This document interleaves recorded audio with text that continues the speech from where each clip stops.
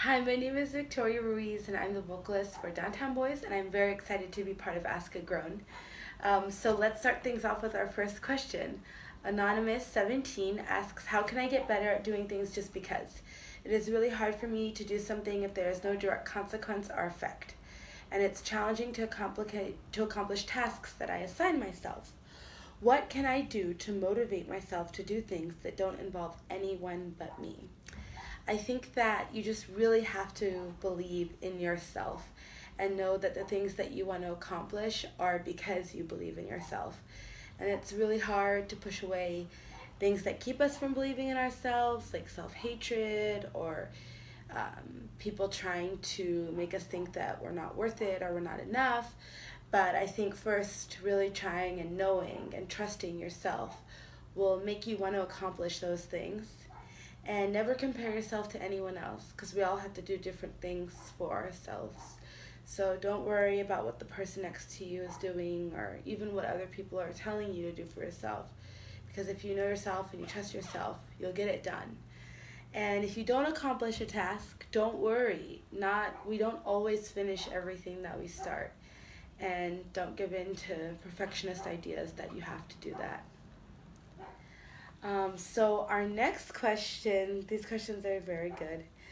Um, is from Ashlyn, who recently moved to New York City for college. They write, I moved from California, so needless to say, it was quite a large move. I always knew that this was the place I wanted to be, and don't get me wrong, I absolutely love it here.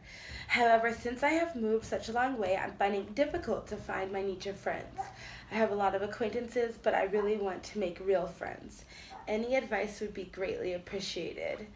Um, I would love to throw the same question back at the world. But I feel like I can kind of relate to this one because I also moved from California to New York City for college, and it was very much the beginning of my grown uphood. Um, and I think it's really, really hard to make real friendships because real love really comes into being when it's reciprocal. And so it has to be really like a two-way street. And ultimately, depending on who you are, where you come from, what you care about, not everyone's going to want to have that two-way street with you. And that's okay. So I think kind of the first big thing for me was realizing I can't be friends with everyone. And it's not about people liking me. It's not about people thinking that I'm great or I'm cool. It's about being respected. So I think once you begin to really find people who like you for you, it's going to work out really well. And don't worry about having a quantity of friends, but just really, worry about the depth of the relationships that you want to have. And I think also remembering people are going to mess up. They're going to be 10 minutes late, they're going to be 30 minutes late, they're going to forget your birthday, they're going to not be there in moments of crisis, but that doesn't mean that they don't love you and they don't want to be, and that a future of a friendship is going to have a lot of imperfections because it's long and lasting. So good luck and know that people have been there before and are still there.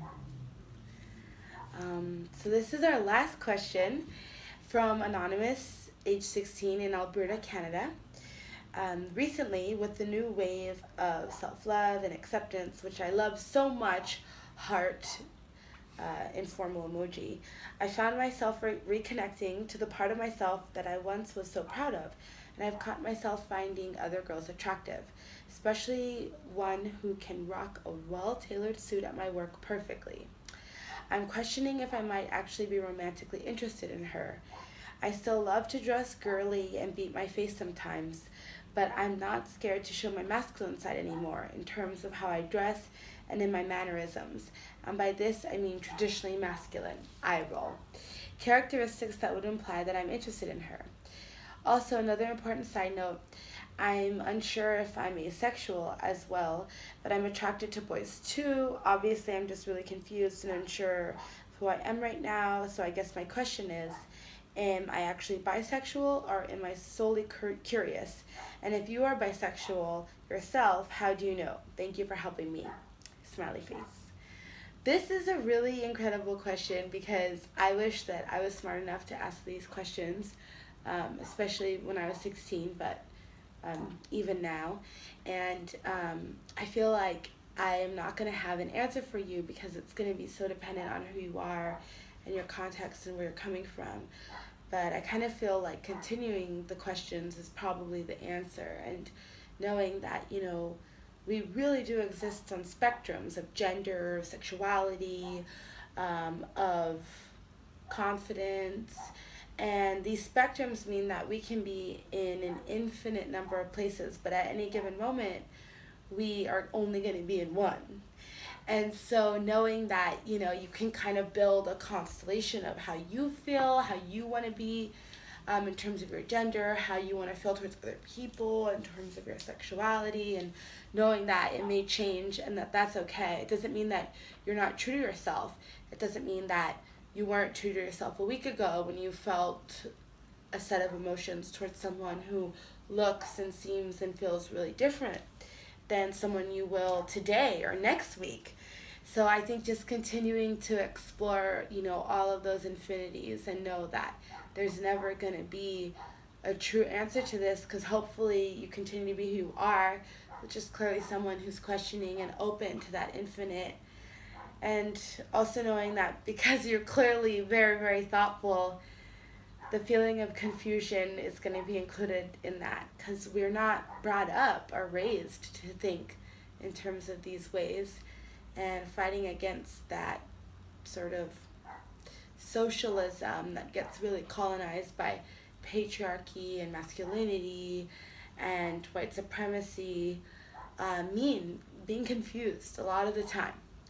But just stay true to yourself, and most likely if you do that, you're going to stay true to others. So thank you so much. So thank you so much for having me part of Ask a Grown, and for these very thoughtful questions. And I will be writing Ask a Grown with all of my questions right after this.